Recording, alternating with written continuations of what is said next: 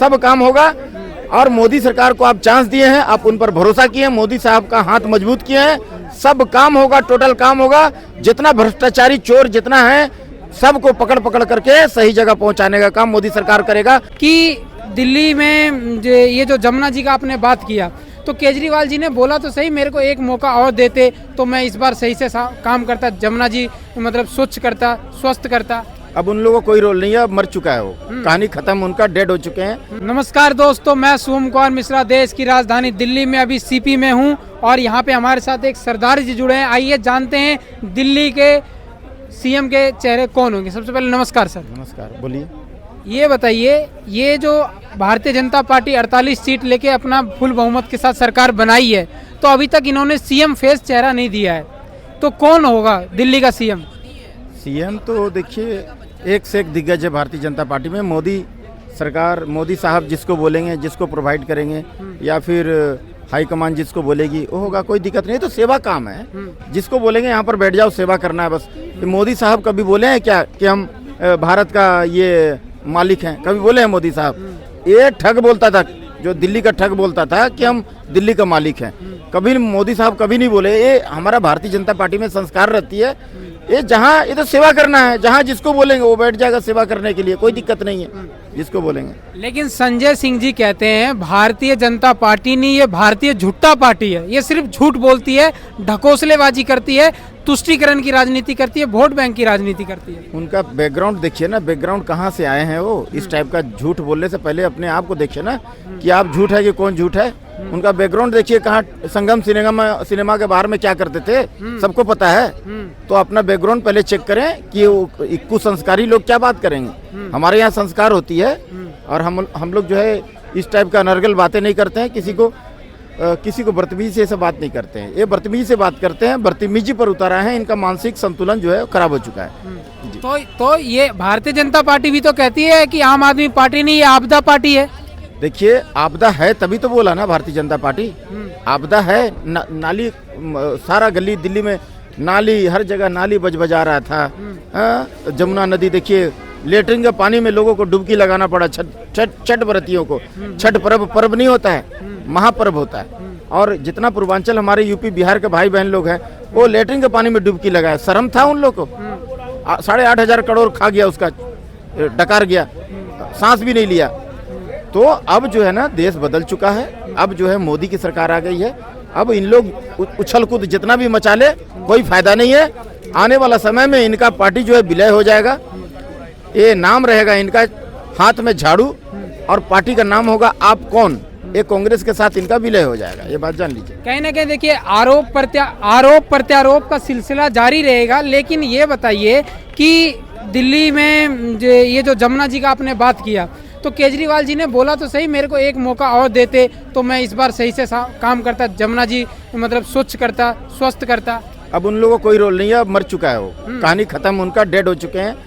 अब नया बात करिए, मोदी सरकार का बात करिए। मोदी सरकार बहुत जल्द यमुना को साफ करके यमुना आरती कराने का व्यवस्था कर दिए हैं। वहाँ नाव घूमेगा, लोग पर्यटन के हिसाब से वहाँ जाएंगे और वातावरण जो है ना पूरा स्वच्छ हो जाएगा। हरे हरे बगान और अच्छे अच्छे फूल, हर एक किस्म का फूल वहाँ लगाए जाएंगे। लोग जो है देश विदेश से आएंगे, वहाँ पर बैठेंगे। पिकनिक स्पॉट आपको देखने में बहुत अच्छा लगेगा, आपको ऐसा लगेगा कि जन्नत में आ गए हैं। अच्छा। ऐसा व्यवस्था कर देंगे। आप कह रहे हो बीजेपी गवर्नमेंट अगर आती है, मतलब आ चुकी है, मतलब जो सीएम बनेगा उनके 6 महीने के कार्यकाल में जमुना जी पे पहला काम होगा? 6 महीना नहीं, जादू नहीं है कि अगड़म बगड़म भू बोल दिया और फटाफट साफ हो गया। ये 10 साल 11 साल में जमुना साफ नहीं कर पाए और आप 6 महीना में साफ करवाना चाहते हैं। ये समय लगेगा, धैर्य बना के रखना पड़ेगा, समय लगेगा। कोई भी बड़ा काम को करने के लिए समय लगता है, समय लगेगा, 2 साल 3 साल समय लगेगा, सब ठीक हो जाएगा। समय लगेगा, सब ठीक हो जाएगा। लेकिन पड़पड़गंज विधानसभा सीट से एक साइड रवि नेगी जी थे उत्तराखंड के बीजेपी के कैंडिडेट, एक साइड थे अवध ओझा जी से जब ये सवाल किया कि बीजेपी पार्टी आपको आपदा पार्टी कहती है, तो वो बोले कि नहीं, आपदा नहीं है, संपदा है। इसके ऊपर क्या कहना चाहिए? वो देखिए बड़बोली है, वो पढ़ाने लिखाने के लिए क्या क्या लंदफंद करते रहते हैं, यूट्यूब चलाने के लिए लंदफंद बोलते रहते हैं। कोई हिसाब किताब नहीं है उनका, कोई माई बाप नहीं है, ना अक्ल ना कोई चीज। तो खाली बड़बड़ बोलते रहते हैं, उनका कोई रोल नहीं है यार, उनका कोई वजूद नहीं है, वो खत्म आए जैसे आए तो वैसे खत्म हो गए वो। अच्छा, जैसी आए हवा हवाई में वो खत्म हो गए। जैसे आए थे हवा हवाई में खत्म हो गए। उनसे एक सवाल किया था हमने कि आप सनातन विरोधी पार्टी में चले गए, जो सनातन का विरोध करता है, राम मंदिर उद्घाटन में नहीं गए केजरीवाल जी, और बुजुर्ग लोगों कहते हैं मैं तीर्थ यात्रा कराऊंगा, तो वो बोले कि नहीं, ऐसा नहीं है। बीजेपी पार्टी का कोई भी नेता हो, अगर वो कहे कि सुंदरकांड, लंका कांड, किष्किंधा कांड, जिस कांड पे चर्चा करना चाहे आ सकते हैं, मैं मुंह तोड़ जवाब दूंगा। अरे बोलने के लिए बड़बोली बहुत बोल दिया, बड़बोली बोल देने से कुछ नहीं हो जाता है ना।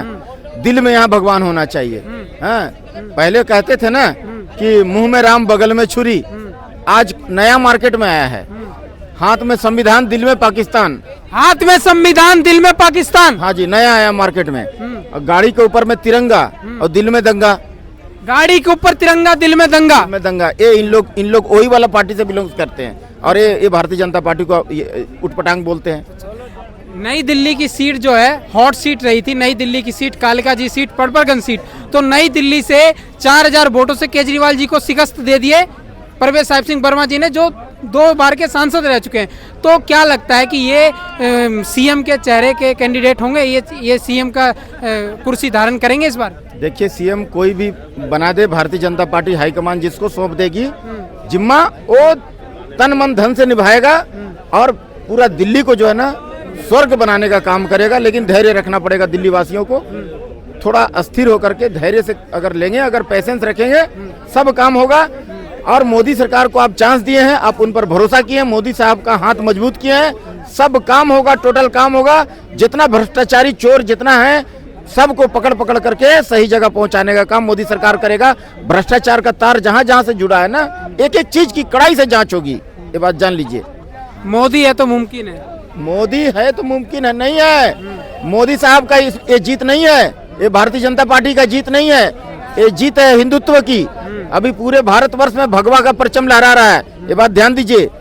ये जीत है हिंदुत्व की, यह जीत है सत्य सनातन धर्म की, यह जीत है रावण पर राम की, श्री राम प्रभु की जीत है, समझ गए? यह जीत है सच्चाई की जी। तो आज जो है ना, ये जो देख रहे हैं ना, बच्चा कह रहा है रामा शरणम ममा, रामा शरणम ममा, रामा शरणम ममा, सारा देश राममय हो गया है। तो ये जो है ना, आज लोग घर से निकल रहे हैं, वो जानते हैं कि हम अगर वोट नहीं देंगे मोदी साहब को तो हम कटेंगे। योगी बाबा समझा दिए हैं कि बटोगे तो कटोगे।